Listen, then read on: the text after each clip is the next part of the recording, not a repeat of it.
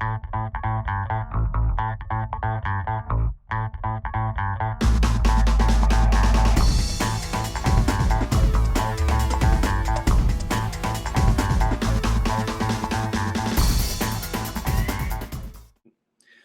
for those of you who are joining us, welcome to the Oracle Inn podcast. My name is Eric. I'm joined by Laquan and Kevin, and we are getting into our second segment today where we're going to talk about what is going on with journalism today. And in particular, I will not get this last name right. Milo Yiannopoulos. You know what? That's what he gets for being Greek. That's why we're going to jack your last name up. Yeah. Hey, I mean, 100% you can blame me for being an American and not knowing other people's cultures and pronunciations and everything else. I look at it and Hooked on Phonics apparently didn't work for me. But yeah, so basically this guy who I think, I've complained about him previously. He is a giant wart on the ass of society. He is an extreme right-wing provocateur. He's a giant, just, piece of crap. However, to talk about what just recently happened with him, basically he was accused of saying things that were pro-pedophilia, and essentially the shitstorm from that ended up he resigned his position at Breitbart News, so that extreme right-wing news. He was one of the editors over there. So he quit his position there out of this. Yeah. Dude, I like the pictures of him with his all the Hollywood hair, and you look at him when he first started and he's like this dorky long-haired English dude.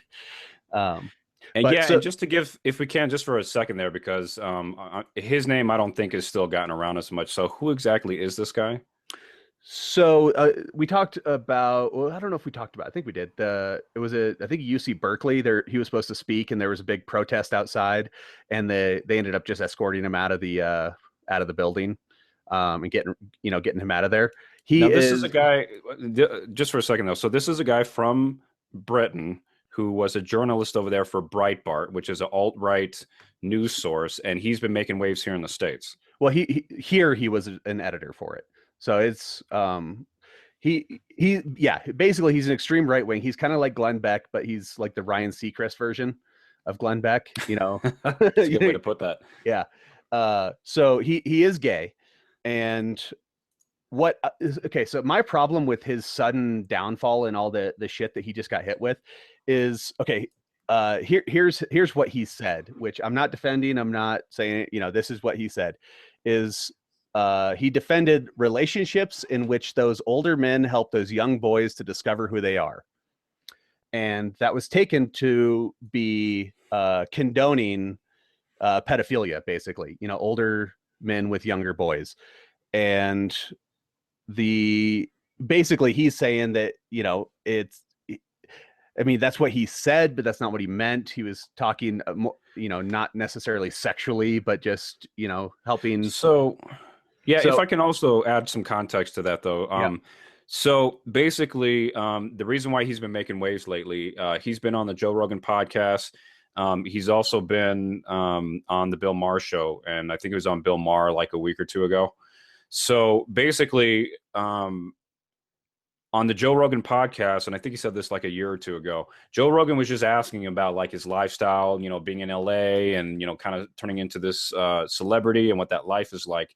And that's where he was talking very freely about, these young boys are targeted. He's been to some of those parties. He's seen it go down, and how these young boys are being brought up and basically targeted by these, mainly older white guys. And he was talking about it very casually. And I think that's why people latched onto that when they saw that and realized that he sounds like he's condoning it. He's not saying like, this is bad, I shouldn't have been there. He's basically just saying like, yeah, that's what that life is like.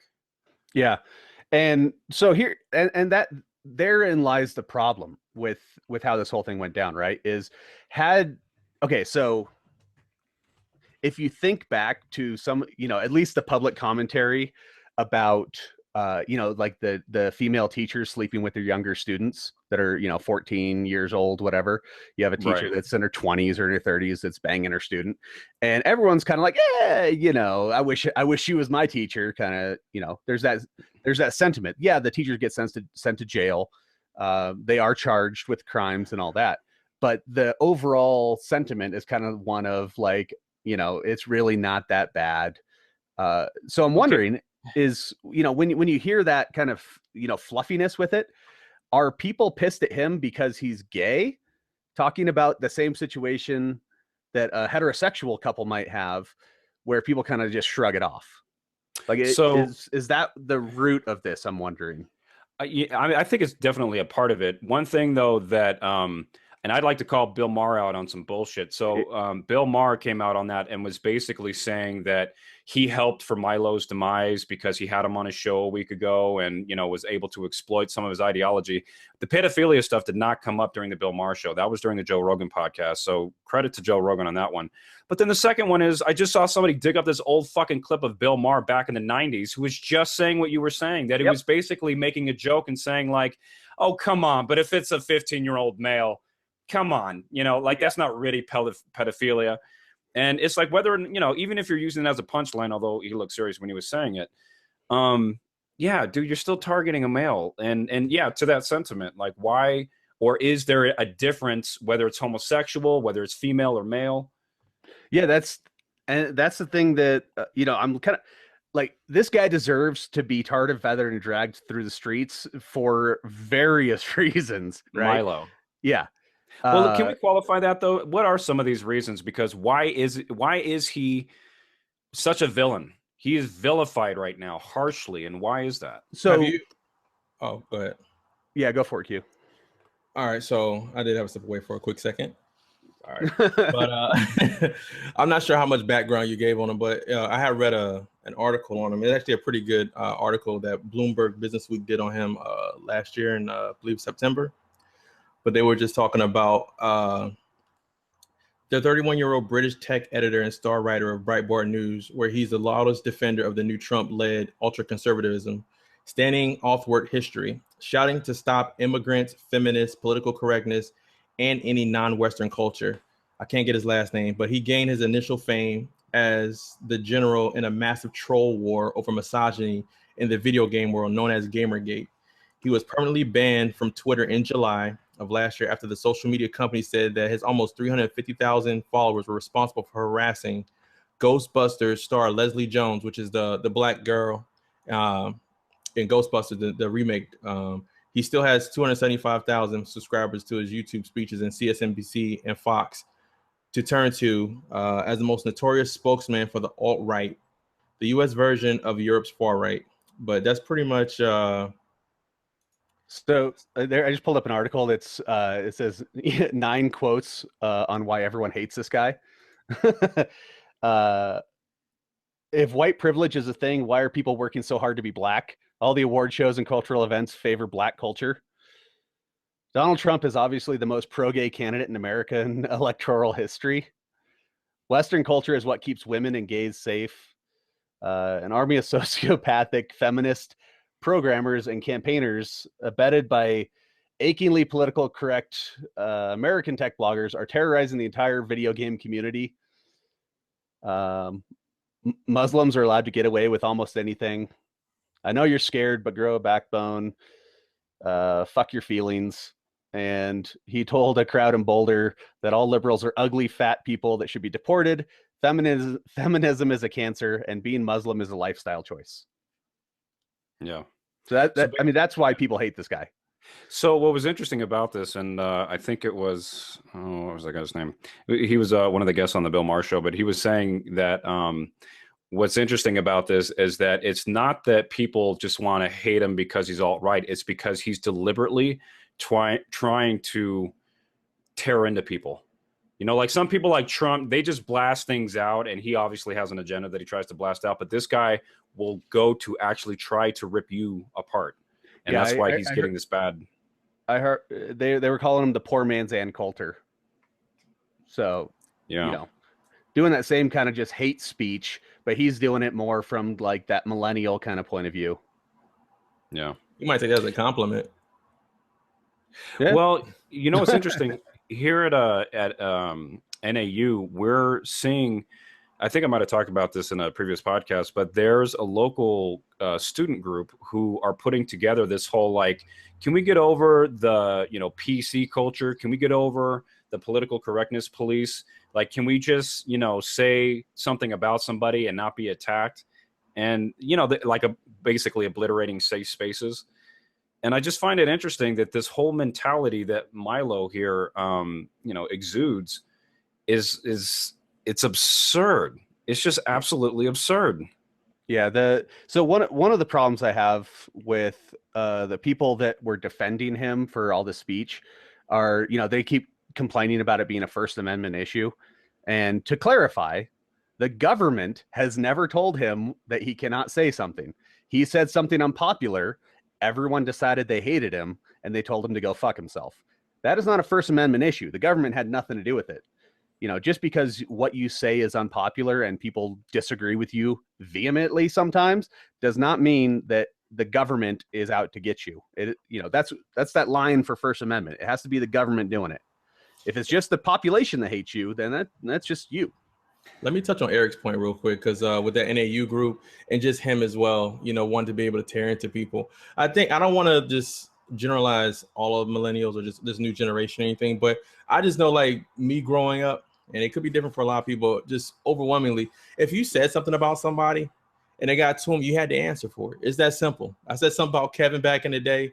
Kevin sees me, he's going to check me on it. And I have to be willing to defend what I had to say. Either we're going to fight it out, I'm going to run like a coward or whatever. But now this new generation, not all, because not everything is all, not everything is everything. So let me put that out there. It's so easy to sit behind this computer like we're doing right now and just type off some stuff, hit the enter button and send it off. And then you think it's okay because, like, I'm in the confines of my room or wherever I'm at and it's cool. But then when you log back on, because that's your safe space, which is the internet, and you start getting back the aggression, you don't know how to handle it. Or if you see that person in real life, you don't know how to handle that. And I think that's what's missing, is that if you say something to somebody and I don't like it, I might come say something to you. It doesn't mean I'm going to hurt you or harm you, but I might have some questions, and I might not be happy with what you said, because there might have been, a rippling effect from what you said. And now you need to answer that. And they don't want to do that. So to your point with the NAU crowd, they just want to say things and they don't want to have to answer for anything. Right.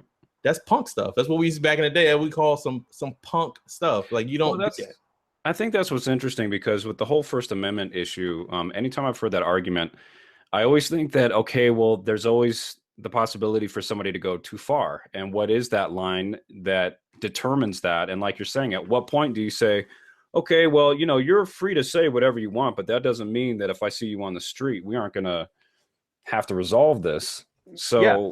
Well, and that's not a First Amendment issue, which, that comes down to human relation. Right. If you get your ass whipped for spouting off at the mouth, it doesn't mean that Obama was out to get you. It means that you were spouting off at the mouth and someone took issue with what you were saying. Now, everybody's different. Some people will just let it roll off their shoulders, but there's some people you're going to have to answer. Like, no. I'm not letting that slide. You said something because that takes effort. You have to formulate the thought. Then you have to think about sending it.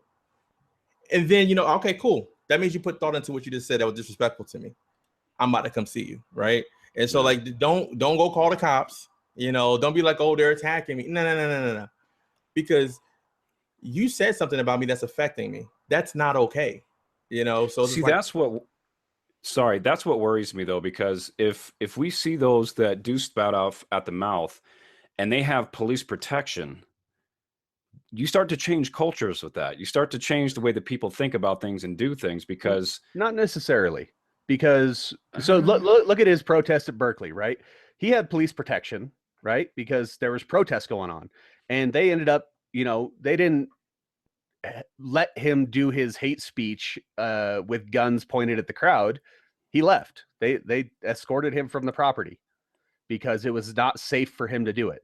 To me, that's a different issue.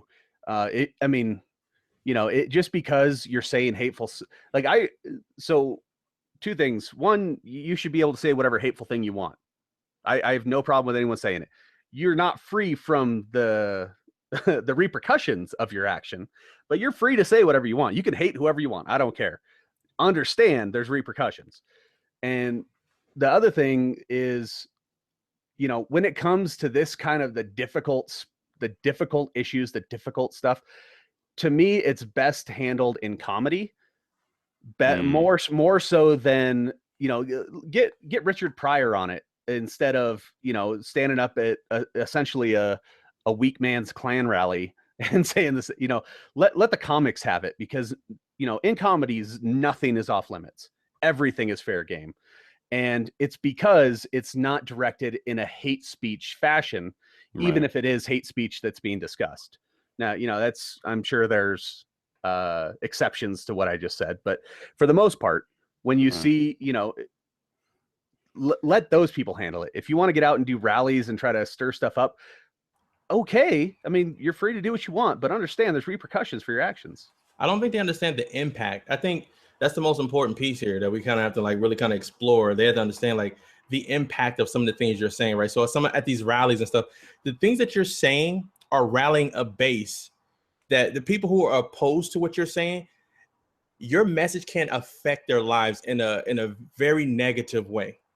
Loss of life, you know, loss of opportunity, you know, loss of equal, you know, at this point, you're marginalizing a group of people. That is affecting my livelihood. At this point, you know, I have to protect myself and people like me as well. And so I think people, when they say like, well, I should be able to say anything I want without an issue. No, motherfucker, you can't, because the thing that you're saying could get me killed.